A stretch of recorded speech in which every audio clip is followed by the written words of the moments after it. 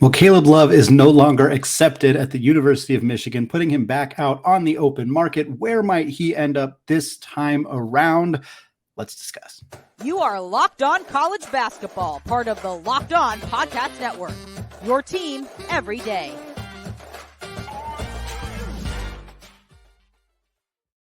What is up? Welcome into the Locked On College Basketball Podcast, part of the Locked On Podcast Network, your team every day. I'm your host, Andy Patton. Happy Friday to those of you out there listening on Friday. For those of you on YouTube, thank you so much for checking us out here. Apologies for the camera quality. I am getting a replacement. It is just not here yet. For everybody else, we got a great show today. We got a pair of players from the NBA Draft Combine. We're going to discuss who it seems like are more likely to stay in the NBA draft process, what that means for them, what that means for their two respective teams. We're also going to talk about a player who has not made that same decision, Tyrese Hunter, who is back at Texas, going back to 40 acres for next season, what that means for Rodney Terry and the Longhorns. But we're going to start the show talking about the biggest news in college basketball. The University of Michigan admissions department, who seem very bent on not letting premier transfer portal players join Juwan Howard's program. This is the second year in a row this has happened. Caleb Love, who about a month ago committed to Michigan out of the transfer portal, of course, started at North Carolina the last couple of years in that talented, but maybe not particularly flowing together backcourt at North Carolina between Caleb Love and RJ Davis. Love entered the portal. It seemed like a good fit for him to move on from North Carolina, allow them to kind of get somebody in who fits a little bit better. And for Love, maybe not the most efficient scorer, maybe a guy who can be a little frustrating to watch, but ultimately a guy who has a ton to offer and really would have been a great fit, I think, at Michigan and is going to be a great fit wherever he lands. But unfortunately, even though he reported, hey, look, I'm sticking with Michigan, there was an issue in the admissions department. I don't want to go all the way down this rabbit hole. I will say everyday listeners have probably heard me mention this in the past, but I do have a background. Having worked in higher education, I worked in college athletics for 5 years in student athlete academic support, slightly different from compliance, which is the people who are generally more in charge of making sure everybody is eligible and making sure everybody is not breaking any NCAA rules. And now they have a bigger role in some of the NIL stuff. But admissions is a different ballgame. You have to be able to get into the school. They have to accept you. And I'm not entirely privy to how it works at certainly not at every school, but even at most schools right now with regards to the transfer portal and the portal window that has been offered. Obviously, you would hope or expect that players are given the opportunity within that window of time to not only make a decision on what school they want to go to, but to ensure that they are able academically to transfer to said school. Apparently, that's not always the case. And it's not a secret that this has happened twice at Michigan. It's not happening at a lot of other places. Does that mean, I don't know exactly what it means. Michigan is a tough school to get into. Academically, it's a good school. There are a lot of Power 5 programs that are good academic schools. There are a lot of mid-major programs that are good academic programs. Obviously, you have the Ivy League. You have some premier Jesuit Catholic institutions. And then you have these big programs like University of Washington's a great academic school out locally where I am. Michigan obviously kind of fits in that as well. But when you're talking about those huge programs, typically they find ways to make stuff like this work. I'm not sure what's happening here unless Love is way, way off academically, which if that was the case, I don't think he'd be able to go other places. Terrance Shannon, the player this happened to last year, he transferred to Illinois, no problem. I don't think Illinois is so far below Michigan academically. I don't think that's what it is. It seems like Michigan standards are very difficult to obtain from a transfer perspective. And I know from my time working in this industry that certain schools are more rigid about what credits they will accept from other institutions. That's not a shock, but for a school like Michigan to be preventing high-level basketball players from coming to their program based on what I'm assuming is a relatively minute difference, this is really frustrating. I would be frustrated if I was a Michigan fan. I'd be frustrated if I was a Michigan player. I'd be frustrated if I was Juwan Howard, and I'd be super frustrated if I was Caleb Love. There's no reason, presumably, again, we don't know all the details here, but likely there's not a super compelling reason for him to not be allowed to go to the University of Michigan next year. So what happens next? What's the next steps here? Love obviously was allowed to re-enter the portal, which makes sense. There's no reason they could prevent him from doing that, even though the portal window has closed. He is now eligible to go to any other program and play right away. It's basically just like he is still in the transfer portal. And there are a handful of schools that might show some interest here. There's probably a lot more than a handful, but I think we can kind of narrow it down to a few different options that might present themselves here. Number one to me is the Indiana Hoosiers. And it would be the second time in 2 years that a player has agreed to transfer to Michigan, not been able to get in admissions wise, and then stayed in the Big Ten and gone somewhere else. What a significant nightmare that would be for Wolverines fans if Love were to end up at Indiana. But it's easy to see the fit. Love was recruited by Indiana out of high school. He was recruited by Indiana out of the transfer portal a few months ago. Initially, they have since added Mackenzie Mbako to their roster. They have added Killel Ware to their roster. That was one of the early moves they made in the transfer portal. And they need some guard depth. They've kind of shored up the front court with Ware and Mbako. They have Malik Renaud back as well. They lose Jalen Hood-Schifino to the NBA draft process. They lose Tamar Bates to Mizzou. We'll talk about them momentarily. So they need some guard help. Adding a player like Caleb Love to a team with Killel Ware, to a team with Mackenzie Mbako, Mike Woods, they're going to be in really good shape at Indiana. This would be a huge addition for them. Yes, again, the concerns that are going to be there for everybody about Caleb Love. Shot selection, can he distribute the ball? Can he be in a non-ball dominant role? All that stuff still exists here. But I think Woodson's a coach that could get the most out of him. And with the rest of the team that they have right now, the team that they're building, this could be a really fun fit. I mentioned we'd talk about Mizzou, and of course we have to talk about Mizzou because Mizzou has been closely connected to Caleb Love for a very long time. Again, he is from the St. Louis area. Mizzou recruited him out of high school. They recruited him heavily the first time he entered the transfer portal. I got to imagine they're going to take a look at him again.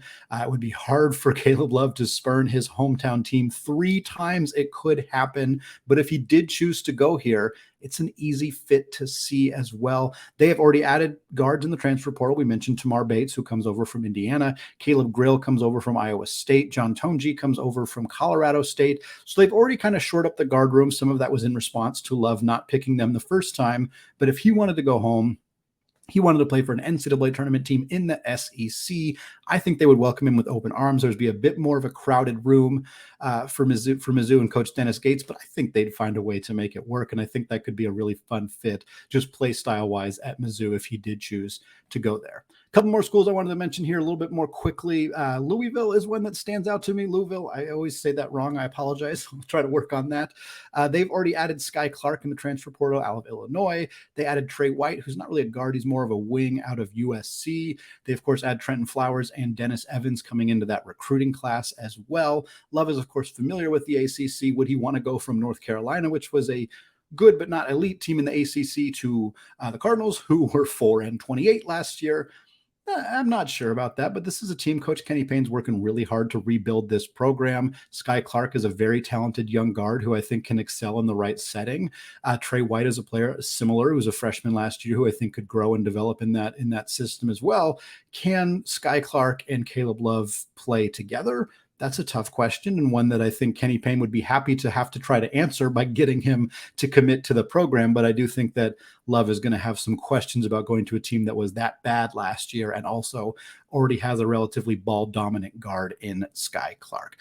2 more teams I want to cover real quick. Kansas State, they already added Tyler Perry out of North Texas, but Jerome Tang, man, he loves to get the most out of his young guards. Replacing Marquise Noel is not necessarily a one-person job. We also expect them to lose Keontae Johnson to the NBA draft process. Caleb Love would be a very fun fit with Tang and the Wildcats. And last but not least, although kind of least in some ways, I think the least likely, St. Louis.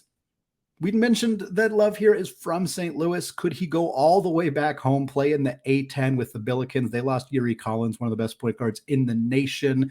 He is no longer returning to St. Louis next year. Would Caleb Love choose to do this? Probably not. The NIL money, the opportunity to start for a Power 5 program, which he's going to get, is pretty enticing. But so would be being the best player in the A-10.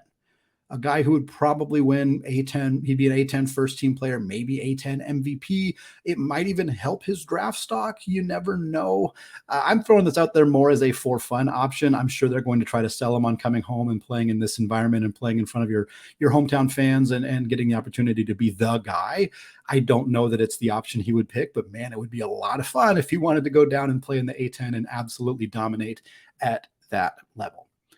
Well, the Rodney Terry era continues to look promising with Tyrese Hunter returning to school to join Max Abmas in the backcourt. Before we get to all that, though, I want to tell you about today's sponsor, Birddogs. Folks, I have had Birddogs now for just a couple of days, and as we move into the summer, as it's shorts weather, at least here in the Pacific Northwest, I'm sure it is for many of you, wherever you are around the country, these are the most comfortable shorts I have ever worn. I am looking forward to the day when I get to throw these bad boys on. I love the way they fit. They feel great when I'm wearing them. They've got this stretchy fabric. They're much more comfortable than my other shorts, even my basketball shorts, especially my golf shorts.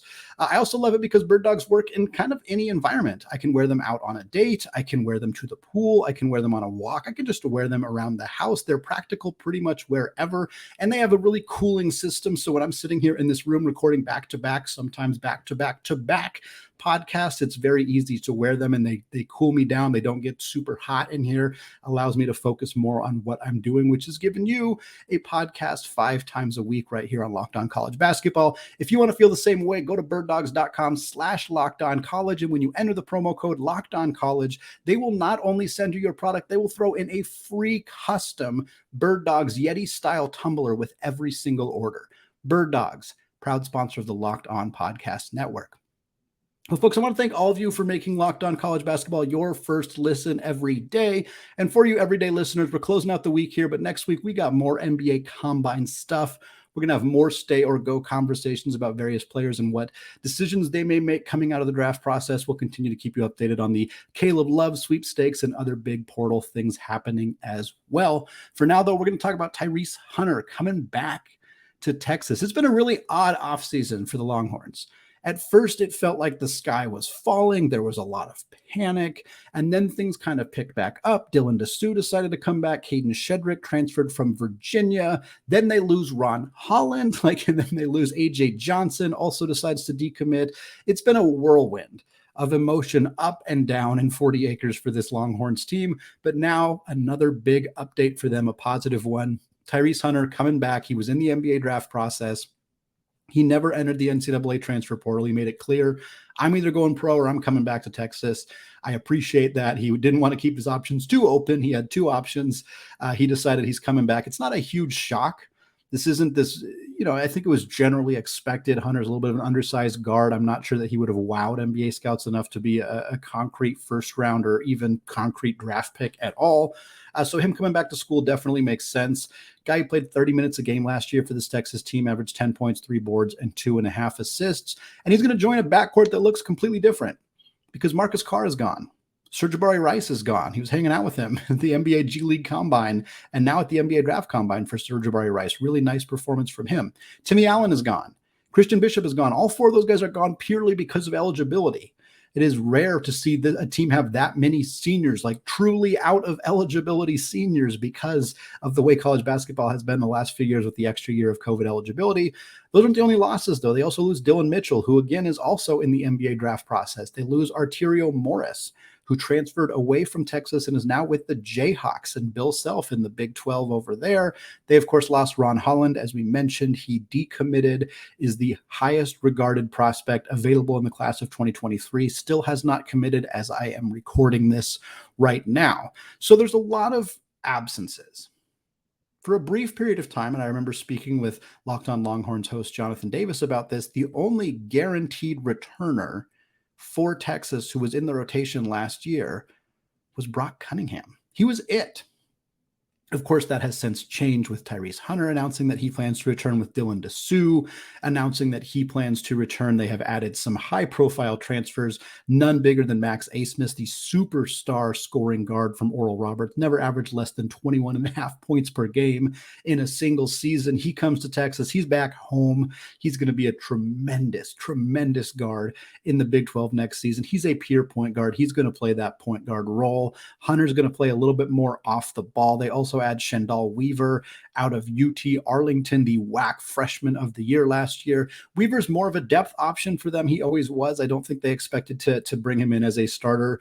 And now, of course, with Hunter coming back, that's even less of an option. But Weaver's very, very good. And I think he's going to be a player that really helps this Texas team coming off the bench. Heck, I don't think a lot of people paid a ton of attention to the last time that this team added a big guard out of the Western Athletic Conference to come off the bench, but that was Sir'Jabari Rice. And guess what? He was the Big 12 Sixth Man of the Year, and now he's going to be a dang NBA player next year. He has looked absolutely incredible. Is Weaver going to go on the same trajectory? Probably not, but he's also only a rising sophomore. He's got 3 years of eligibility left, so who the heck knows what he's going to look like by the time he is a senior. This Texas team Rodney Terry has done an incredible job. He's lost some recruits. Losing Holland hurts. Losing A.J. Johnson hurts. Like that, he's going to have to prove that he can continue to recruit at a high level and not just replenish this roster via the transfer portal. That is a question that I think it's fair to have about Rodney Terry at this point. But right now, you're looking at at least a 4-man starting lineup that includes Max Abmas, who's one of college basketball's most prolific scorers, Tyrese Hunter, who we know is a double-digit scorer in the Big 12, Dylan Dessou, who looked extraordinary in the NCAA tournament last year. Can he replicate that over a full season? That's a fair question. And then Caden Shedrick, who's a starting center for Virginia, not a high-level scorer, but a good rim protector and a guy who's obviously has a lot of experience playing high-level basketball for an elite defensive team. The question for them now is who's that fifth guy? Because it probably would have been Ron Holland. But Ron Holland's gone. He's probably going to Arkansas, but you know what? We haven't heard an announcement on anything yet. It has been very quiet since he decommitted from Texas.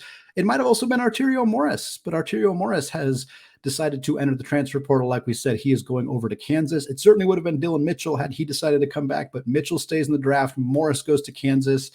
You don't get Ron Holland anymore, and suddenly you have a gap on the wing. What they're going to do at that spot determines whether this is a team that competes legitimately for a national championship or at least another run into the Elite Eight or Final Four, or whether this is the team that has a good, solid season in the Big 12, maybe earns a 4 or 5 seed and bows out in the Sweet 16. Like that final starting spot is going to have a big impact on what of those options we end up seeing happen. There are still plenty of players available in the transfer portal. Could they go get Julian Phillips out of Tennessee? Could they go get Arthur Kaluma out of Creighton? Those are the 2 best wings currently available in the transfer portal. There are other options. There are, mid-major guys who maybe aren't standing out right away as immediately impact starters for Texas, but who could become those. Maybe there are guys that are coming off their bench who could step into bigger roles. Maybe they try to go with a 3-guard lineup and they try to sneak Weaver into that starting lineup. They also added a power forward from UTEP, Zenrique Onyema.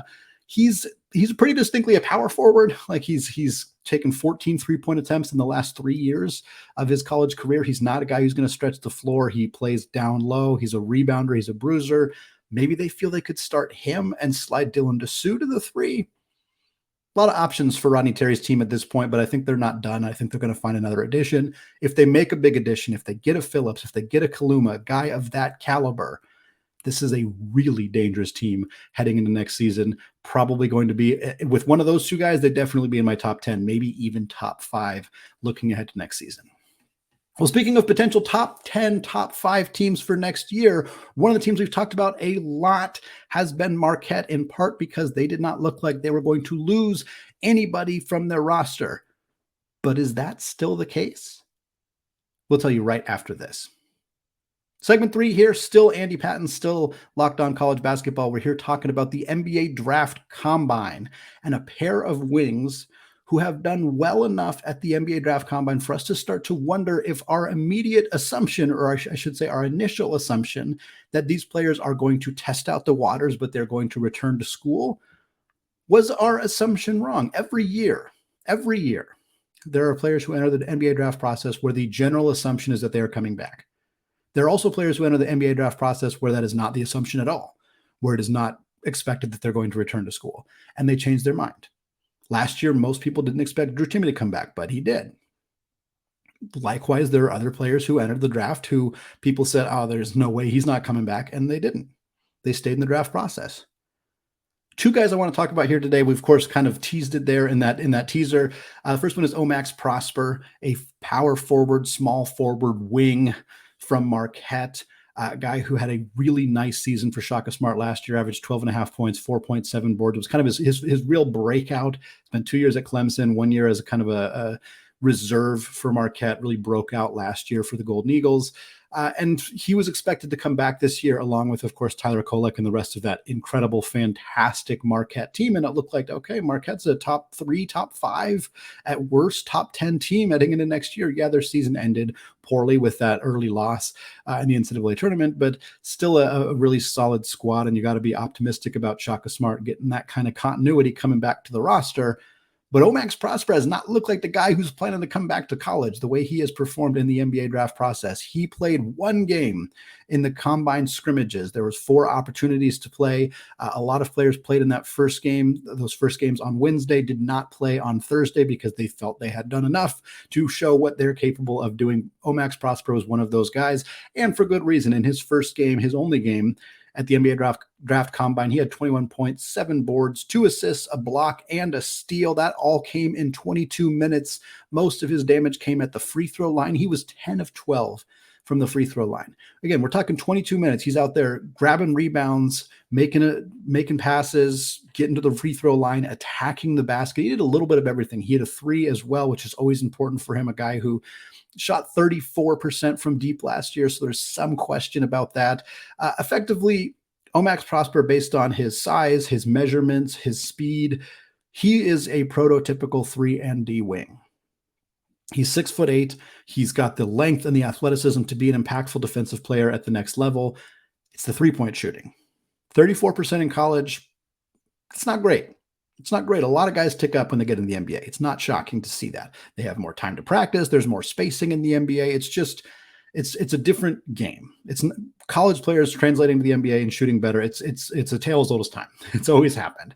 I think if you're a scout looking at Max Prosper, you're probably assuming that, okay, we think this is a guy who can be a standstill 3-point shooter for us and a high level defensive player at the next level. And if you believe those two things about him, well, you don't let him go if you're drafting 25th, 28th, 32nd. You don't let a guy who you believe confidently can do that. You take that guy. That's such a valuable role in the NBA. It is unbelievably valuable. And it's not to say it's not valuable in college. It obviously is, but college is so much more predicated on low post scoring and getting the ball to a big center like Hunter Dickinson or Trace Jackson Davis or Drew Timme, Oscar Tshiebwe, and letting them go to work. Whereas in the NBA, it's more spread out, it's more guard focused, and you want guys who can stand still, catch the ball, hit open threes, and can play good perimeter defense, because that is what you need to stop on that end of the floor. Max Prosper has that. He's demonstrated those skills. At this point, I'd be surprised if he did come back. I think he's probably going to stay in the NBA draft, and I think there's a pretty darn good chance that his name is called before the end of the first round. Might not be super early in the first round, but I think it's going to get called before that thing is up. And for Marquette, whether that means they turn to the transfer portal, try to make another addition to replenish the loss of Prosper as a wing, whether they just call somebody next man up type of situation, it's kind of hard to say for Shaka Smart at this point. There's not a ton of valuable wings left in the transfer portal. We, of course, talked about Julian Phillips and Arthur Kaluma, who are the 2 best wings that are currently available in the portal. There are some others out there who could absolutely play at Marquette, but they're hoping Prosper comes back. If he chooses not to, they'll have to pivot and look another direction. But for me, as a guy who had them, I think, second in my very initial preseason way too early top 10 rankings, I think I've dropped them down to 4th now. They're probably going to hang on to a top 10 spot if Prosper stays in the draft process, but barely. I think that's a really tough loss for this team if he ends up not coming back. Next up, a player who's a little bit less clear what he is going to do, and that is Jordan Walsh. And we've talked about Jordan Walsh a handful of times on this podcast. He's a McDonald's All-American 5-star recruit who went to Arkansas last year alongside fellow McDonald's All-Americans and Anthony Black and Nick Smith Jr. Never got the attention that either of those guys got, in part because he's just not nearly as much of a scorer. He is a very, very tenacious on-ball defensive player. He has long arms, very good athleticism, tenacity on that end of the floor, and he's showed much more offensive skill set than he gets credit for. He's not an elite offensive player. He's not going to be an elite offensive player in college. If he stays in college, he's not going to be an elite offensive player at the NBA level. But he can play very good caliber defense at that level right now. As a 19-year-old, he has the size, the physicality, the work ethic to be that caliber of defensive player in the NBA right now. His 2 games that he has played in the NBA, or the 2 games that he did play in the NBA draft combine, kind of give you an indication of who he is. Game 1, 0 points. He did not score. He played about 18 minutes in that first game, did not score, but he had 6 rebounds. He had 5 assists, and he had 4 fouls. 0 of 5 from the field. That is a pretty good encapsulation of the highs and lows of Jordan Walsh. Not giving you much offensively, but 6 rebounds and 5 assists in 18 minutes, that's fantastic. And 0 of 5 shooting, including 0 of 0 from deep, like, it's not great. It's not even good, but it's also not killing you. I'd rather have a guy go 0 of 5 than like 1 of 11. Like, if he's going to not be a huge factor offensively, but he's not turning the ball over a bunch, he's not taking a bunch of bad shots, like, I think you take the defensive instincts and the defensive ability along with that, especially when he gives you what he did in game 2, which was a much better offensive performance. 15 points, 7 rebounds, 5 assists again. He also added 2 steals and a block in this one. Now, he still wasn't efficient offensively. He's still 4 of 11 from the field, 1 of 3 from deep, so at least he did knock down one of his 3-point attempts. He also went 6 of 7 from the free throw line, which, if you're a guy who's not going to do a lot of scoring, but you can finish around the rim, or you can at least draw contact and get to the free throw line, that's going to help you out a lot. Walsh is an interesting one because I think he's similar to Prosper in the sense that you need the 3-point shooting to be there. You want to be a 3-and-D wing, you got to do the first part. Walsh, in his final 19 games with the Hogs, he shot 34% from 3. So he showed it. Again, Prosper shot 34% from 3 for a whole season.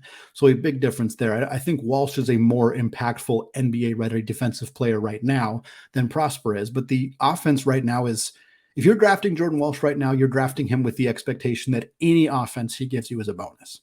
I think you'd have to be. Does that mean they want him to come back to school, refine his offensive game, draft him as a sophomore? Perhaps. I'm not sure what Arkansas is planning to do because they've already added a whole bunch of guards. They add L. Ellis from Louisville. They add Keon Menafield. They add Jeremiah Davenport, Khalif Battles coming into town. Like, they're adding a whole bunch of players who play that kind of wing guard role. Does that mean they're just assuming Jordan Walsh is gone? Hard to say. They also lost Ricky Council. They lost Anthony Black. They lost Nick Smith Jr. So they needed to replenish with some guards. And I think they were, you got to assume that, hey, if a guy's in the NBA draft process, he might not come back. And maybe they are preparing for life without Jordan Walsh next year. I think Walsh could come back and display more offense, more consistency as an outside shooter, and probably boost himself all the way into a guaranteed first-round spot, maybe even a lottery spot. But that's if he's going to be featured a lot offensively. I'm not sure Musselman and the staff are ready to do that, and certainly not with the additions they've made in the portal. They're looking ahead to finding more guys to score the basketball.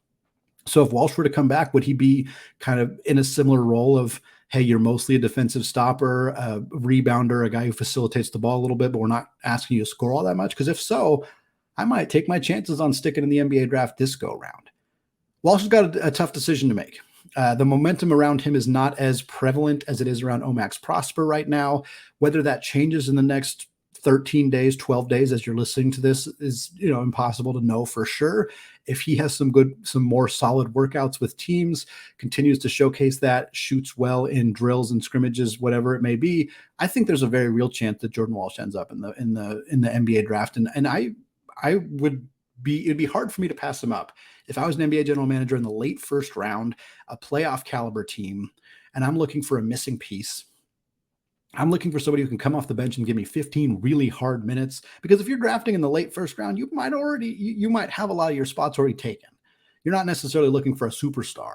You're not looking for a guy to come in and play 30 minutes a night. You're looking for a guy to fill out a spot, to fill out a role.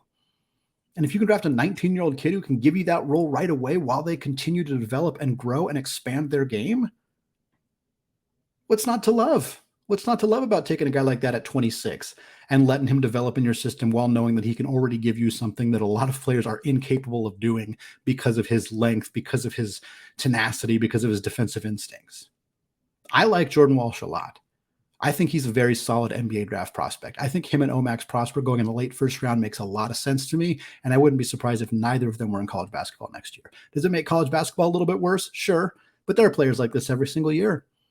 And I'm so dang happy to see them have success and showcase their abilities and potentially parlay that into a nice big old first round draft pick contract that these guys could potentially land next June when that draft rolls around.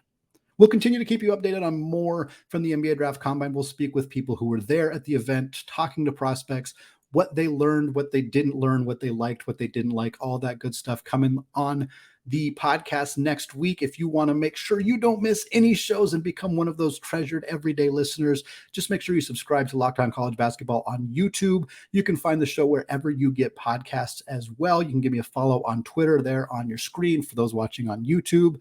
Thank you all for listening. I hope you all have a fantastic weekend. And of course, as always, peace out.